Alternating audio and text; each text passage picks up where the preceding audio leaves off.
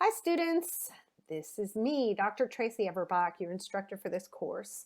And today I want to talk to you a little bit about the theories and the research methods that we are going to be using in this class that are pretty much the foundation from how we study the media.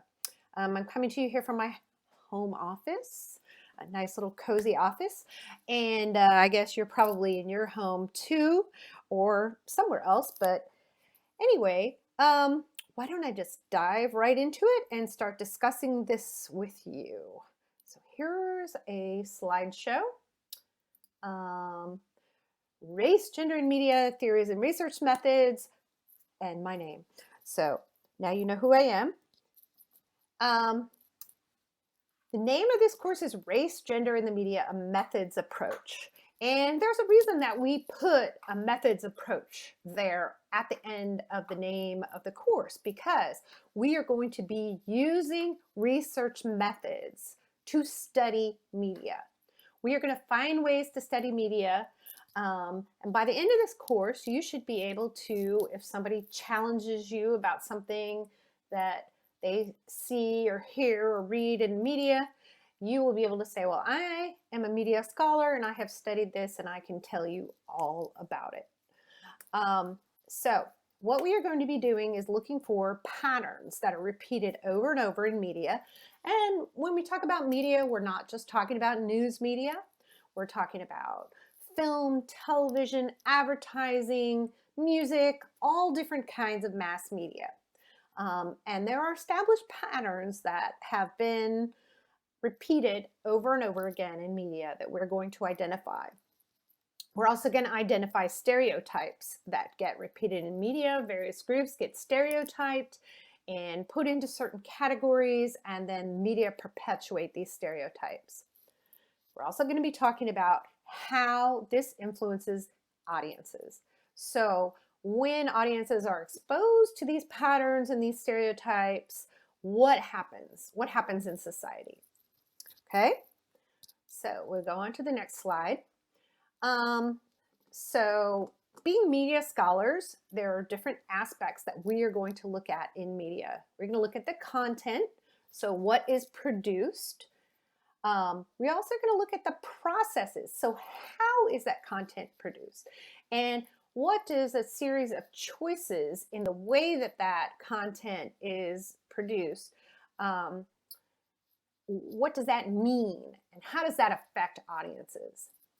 We're also going to be looking at both quantitative and qualitative research. If you've taken a research methods class before, you probably have heard of quantitative and qualitative research. You may even have used it before.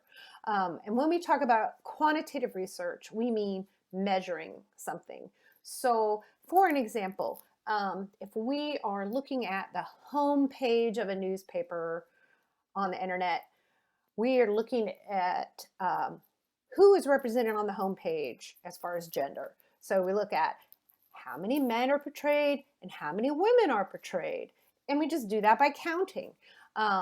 So we can get a measurement of and compare numbers. We also could look at qualitative methods, use qualitative methods to examine this. And what we would be looking at is rich description.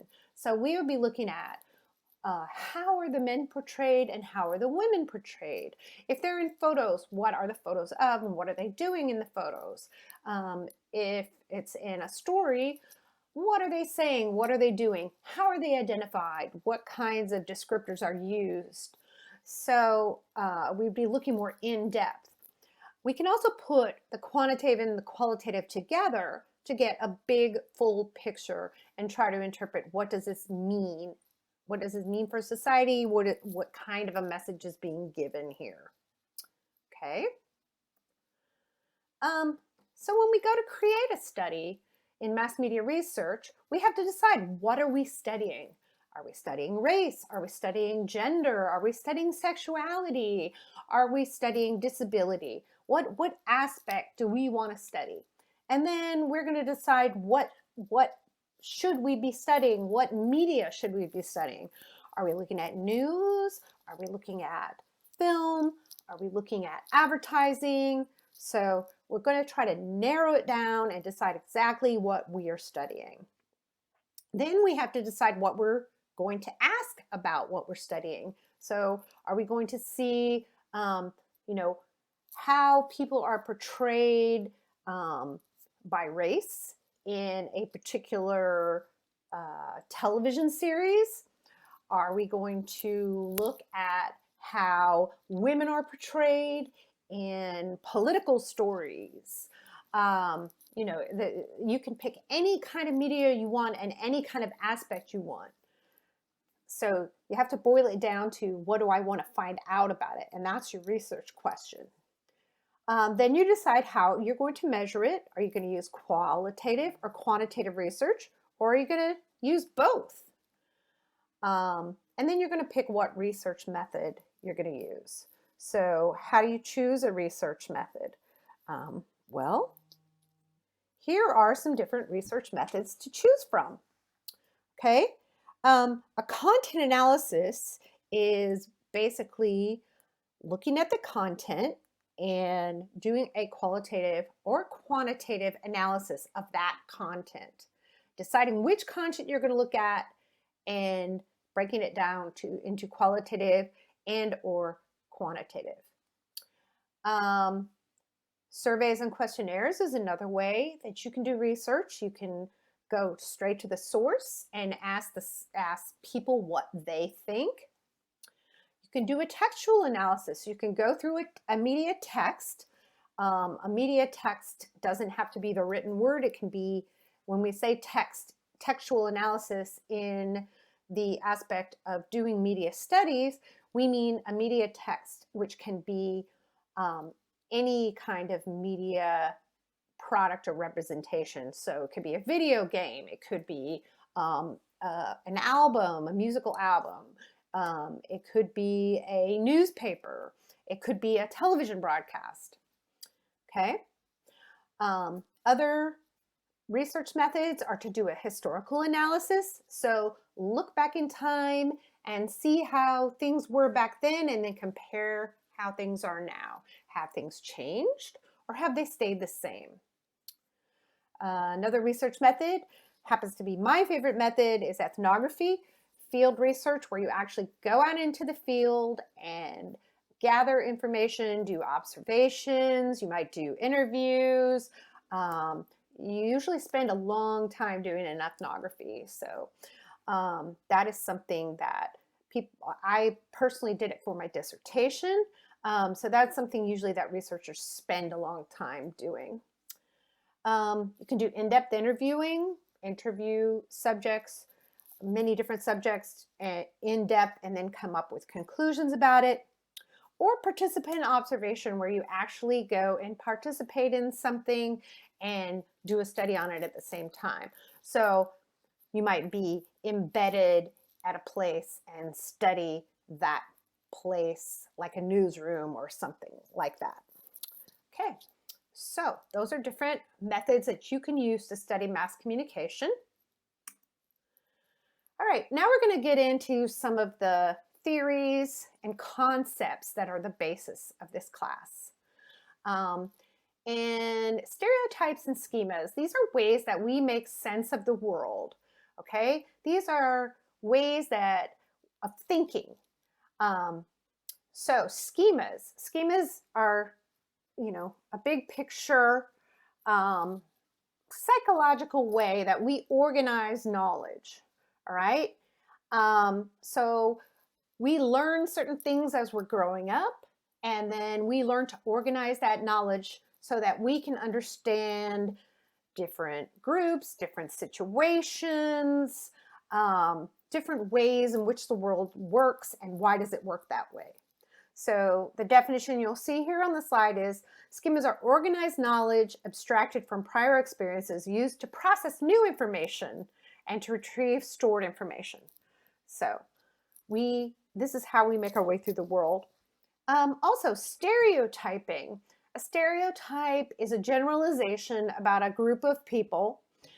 It can be true or not be true, but in general, it's categorizing one group of people all into one stereotype without that necessarily being true about the whole group of people. Walter Lippmann, who was a journalist in the early 20th century and also a scholar, he defined stereotyping as an ordered, more or less consistent picture of the world to which our habits, our tastes, our comforts, and our hopes have adjusted themselves. It may not be a complete picture of the world, but they are a picture of a possible world to which we are adapted. Okay, so these stereotypes and schemas help us learn about different groups of people, and they may be correct and they may not be correct. So I want you to start thinking about the idea of social construction. So this is how ideas like schemas and stereotypes develop. They are constructed socially. They're not ideas that you just get biologically. They are things that you learn from society. We learn them from other people, leaders, parents, religious leaders, teachers, peers. We learn them through our social identity and our social affiliation, what groups we associate ourselves with. And we also make choices about who we're going to believe and who we're not going to believe. And that is how we construct different ideas about groups. And it's all through communication with other people. Theory called agenda setting tells us how media has influence in setting the public agenda. All right, so often what we think about as important in society is set by mass media. The theory is that media don't have so much of an influence on people that they tell them exactly what to think, but they tell them what to think about, meaning media tell people what's important. So whatever news stories get into media, whether it's television media, radio media, online media, whatever news stories it is, it tells us that those news stories are important.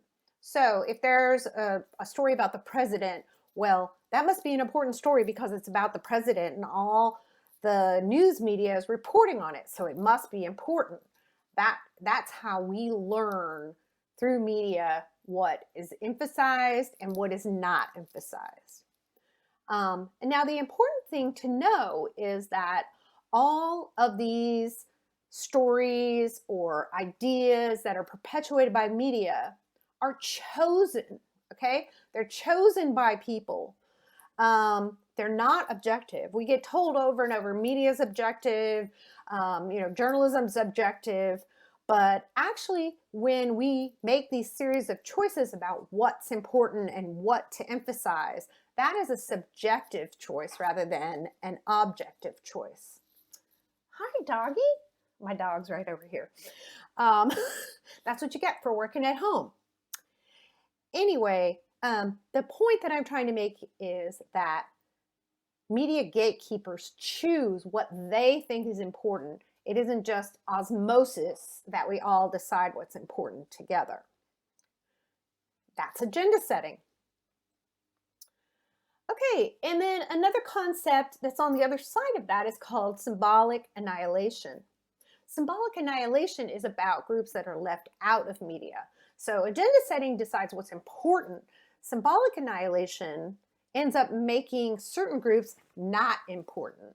So if a group is left out of media, that group gets marginalized in society. If there's a lack of attention to a group, then people tend to think that group isn't important, right? And when we're talking about groups that are symbolically annihilated, usually these are people of color, women, LGBT people, people of different religions than the norm, people of different cultural groups. And the best example I like to give of this is the group of Native Americans or indigenous people.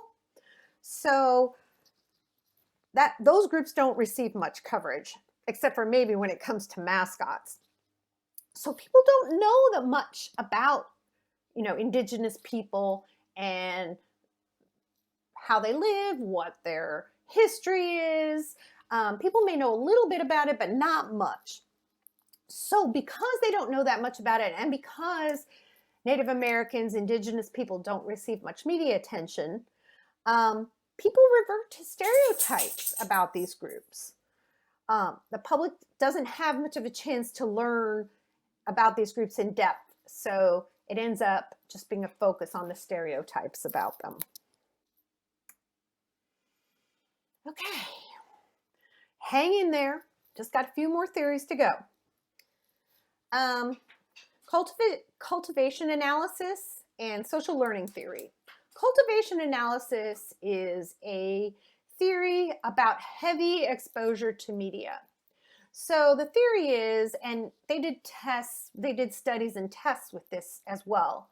The theory is that if you're heavily exposed to specific cultural products, then that might affect your concept of reality.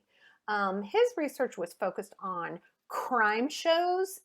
So what it found was that people who watched a lot of crime shows on television tended to think that there was more crime than there actually was, tended to think that there were more people employed in law enforcement than there actually were. So basically what he and his team were saying, that if you have this heavy exposure, you might start believing that world. Maybe some of you can see this in, if you have relatives who spend a lot of time watching Fox News, or relatives who spend a lot of time watching CNN, and they might start believing the worldview that is presented on those cable channels. Okay, so that's cultivation analysis. Social learning theory, which later developed into social cognitive theory, basically says that people model behavior from popular mass media to, and repeat it in their everyday lives. And so you might say, well, that doesn't happen very much. But just think about how many times you might see friends of yours, might watch a bunch of rom-com movies and think that that's how romance is supposed to be. We do learn a lot from media about how we're supposed to act in society and how we're supposed to dress and how we're supposed to look. And it really does come from media at a very young age. And that's one of the things that we're going to be talking about in this class. And then this is a pretty important concept. Framing is a very important concept to studying mass media, because news frames are patterns that are repeated in media over and over again. And journalists repeat these patterns, and then the public uses these patterns to try to make sense of the world. The important part to remember is, again, like agenda setting, these frames are socially constructed by people. They're not just common sense, natural things that happen. They are specific approaches that, journalistic gatekeepers use to make sense of the world. So they construct these scenarios, and audiences expect them to continue upholding these expectations. I won't call them stereotypes just yet. And then often those kinds of scenarios will reinforce the status quo. And a little bit later we'll get to what I mean by reinforcing the status quo. But I can give you some examples. You often hear whenever there's a scandal, or not a scandal, a fake scandal even, people in media will stick the word gate at the end. So Watergate. When Hillary Clinton was running for president, it was Benghazi Gate. There's a weird conspiracy theory out there that's been completely debunked called Pizzagate. Look it up. So, this is used over and over again. Missing white woman syndrome. What on earth is that? Okay, this actually was coined, this term was coined by the journalist Gwen Ifill, the late Gwen Ifill, who used to work for PBS. She coined the phrase missing white woman syndrome after she noticed that media paid a lot of attention whenever a young, attractive white woman went missing. It would be a compelling story in the news for quite a while. There'd even probably be a Lifetime movie about the whole case eventually. But often that just focused on white women. When women of color went missing, there just wasn't as much attention to it. So it was very interesting the way the public wanted to hear those kinds of stories, but also the way journalists put the importance on white women who were missing. Then the other words that you will see here on this slide are a bunch of coded words that journalists sometimes use that end up putting people into stereotypes, unfair stereotypes, and actually are very biased phrases because they are not accurate. For example, let's pick homeless addict. Okay, not every homeless person is an addict.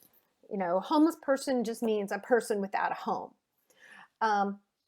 Illegal immigrant, which is a word that has been banned by a lot of news media organizations around the country, and also by the Associated Press, which sets the style book for journalism. And the main reason is a person cannot be illegal, okay? And it's just an offensive term as well. Anyway, you will see that some of these terms that I put in here end up being really biased terms, even though they just sound like they're regular terms. Okay, this word is pronounced hegemony, and it's about power, okay? And what this theory says is that there's a dominant group in society that holds control and imposes its own ideologies on the rest of society, which then accepts these ideologies as common sense. All right? A little step further from that, of the dominance part, is that there are subordinate groups in society that also are persuaded to accept that dominant ideology. Whereas they may not want to accept it, they still do accept it, and this allows the system to work and the dominant group to stay in power and the status quo to remain. Remember when I said I was going to come back to status quo? That's what I mean. It upholds the status quo. The theory came from Gramsci, who was in prison in World War II because he opposed Mussolini. And so he wrote it about fascism. But it can be applied to our society now. Even though subordinate groups in society might defy the power structure still stays intact, and the same people still come out on top and still hold most of the power. So right now, I want you to think about what is the dominant group in American society as far as race, gender, class, economic status, and education. Think about that for a minute. Who would that be? Okay.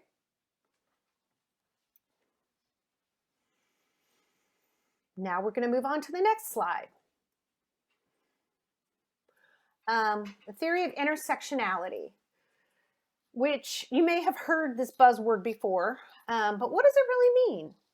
It means that we all have intersecting different identities that influence how we see the world. So these different identities intersect with each other to make us who we are, to make us have our unique point of view. And you can see I put some examples here in the slide of different identities that people might have. An example, a straight white woman who grew up going to private schools might see the world differently than a queer Black woman who went to public schools. So yeah, they're both women, but they have different experiences because of the economic group they grew in, because of their race, because of the world that they experienced. So we need to take intersectionality into account when we're looking at the way people are portrayed in mass media. Not every woman is going to have the same point of view, obviously. Not every Black person is going to have the same point of view. Not every queer person is going to have the same point of view. And so we've got to look at the intersectionality to see all the different facets of identity. Okay, we're getting there. We're getting there. Almost to the end. Social construction of reality, I brought that up a little bit earlier. And what we have to remember is that the reality that we live is a social construction. Everything is a social construction. We learn what it means to be a member of a certain social group as we grow up through interaction with, almost everyone that we know. And we learn through the treatment we get in society how to accept ourselves. We think about, what does it mean to be a boy in society? What does it mean to be a girl? What does it mean to be a man or a woman? And it's all socially constructed. And we develop an identity about these groups, okay? And this leads to us holding these ideas about the way the world ought to be. And that's the dominant ideology that we have in society, okay? And let me give you an example of how this works. All right, so think about the fact that we grow up associating colors with gender. So, a baby girl and a baby boy. Well, a baby girl is associated with pink, and a baby boy is associated with blue. But why is that? Baby girls aren't born saying, I want pink and grabbing at pink things, and baby boys aren't born grabbing at blue things because they prefer that color. It's something that they learn. It's something that is imposed on them. And then we think about, well, where did that idea come from? Who decided that? Marketers decided that in order to sell products at some point. Back in the day, something that you may not know is that before World War II, it was the opposite. Girls were associated with blue and boys were associated with pink because red was thought to be a masculine color and boys were wearing a lighter shade of red. So it was completely the opposite, and then it got socially constructed to be a different way. It has nothing to do with being masculine or feminine or anything. It's just a social construction of color. Okay, so let that weigh in on you. Okay, so let's just talk a little bit about media literacy, because the whole point of this class is for you to become media literate. And what exactly does that mean? All right, it means that you are going to develop a competency to be able to evaluate media content and production. All right, so you're going to learn how people use media in their everyday lives, the influence that it has on them. You're going to learn about the relationships between the audiences and the media content. We're going to think about the social and cultural contexts in which media is produced. You're going to understand that media are commercial. Media are businesses, okay? We like to think, even in our training as journalists, that, wow, I'm here to serve the public. I'm here to be fair and uphold ethics. And yes, you are, but usually, unless you're working for a nonprofit organization, you are also working for a business that has to make money to subsist. So business has to take certain steps to be able to remain solvent and to make profits. okay? Then we also want to recognize the motivations of the people who produce media, okay? Why are they producing the media they're producing? But then also, how do they balance that with their social responsibility and their ethical concerns, all right? So all of this together is a process. And to be media literate, we have to take all these things into account and think about them. And just to leave you with some thoughts about how to think critically about media, this is a series of questions you can ask yourself as you're looking at media over the next few weeks while you're taking this class. So ask yourself, what do I see? What do I hear, read when I'm looking at a particular media product? What do I think it means? How did it get there and why did it get there? Is it appropriate? Is it fair? Is it effective? What does that media product tell you about society? And why do you think what you think? Challenge your own ideas. Start challenging your own ideas about why you think certain ways. And let me give you an example quickly, and then I will end this video about challenging your own ideas. Okay, I want you to think in your head right now, get a picture in your head of 3 different people, okay? A senator, an editor, and a professor. Okay, I think you have those images in your head.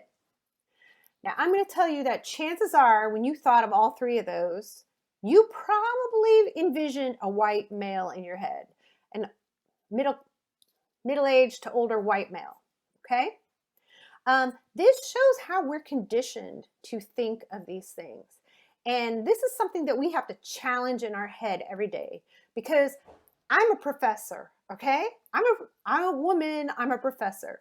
But when I think of professor in my head, I still think of an older white man, maybe with a beard, wearing a tweed jacket with elbow patches on it, and even though I'm a professor myself. So I will leave you with that note about thinking every day about what we accept, what we learn, and how we can challenge those beliefs. Okay, we're going to move on. Thank you very much.